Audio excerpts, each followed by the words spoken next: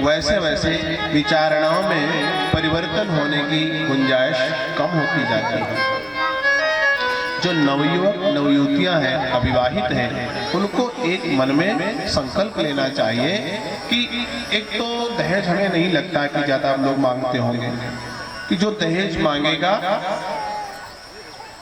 उसके यहां से विवाह करने से बचना चाहिए।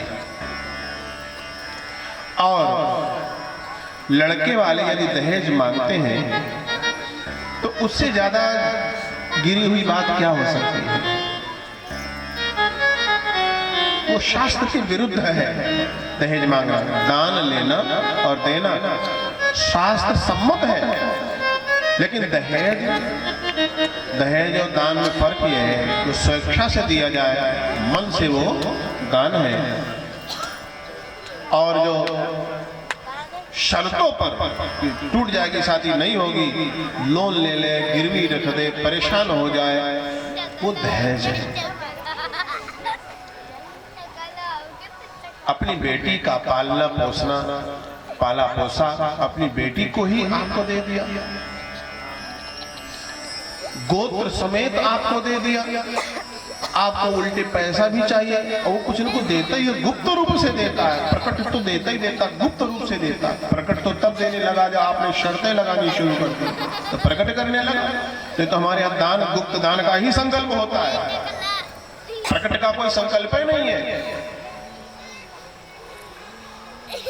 और आप जब लेते हो तो हाथ आपका नीचे होता है, कन्या का हाथ ऊपर होता है और कन्या देने वाले का हाथ और ऊपर होता है। जब भी कोई मांगेगा तो हाथ नीचे करेगा, देने वाले का हाथ ऊपर होता है।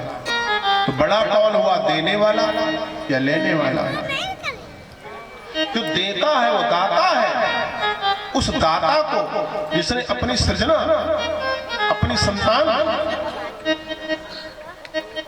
अपनी पुत्री को, अपने अंश को भुला दिया, कितना खटखटा होगा वो कोना।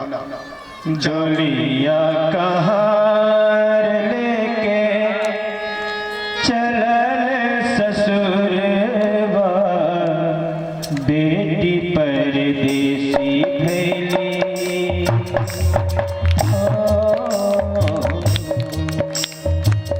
जोलिया कहार लेके चलल ससुरवा, बेटी परदेसी भैली।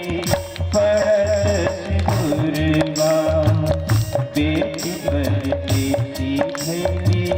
पड़त सिंदूरवा, जोलिया कहार लेके चलल ससुरवा, बेटी परदेसी भैली। पड़त सिंदूरवा, बेटी परदेसी भैली। पड़त सिंदूरवा, बेटी परदेसी भैली। पड़त सिंदूरवा। घर वर अनुकूलता के युक्त मांगो। मान लो दहेज दे भी दिया, कष्ट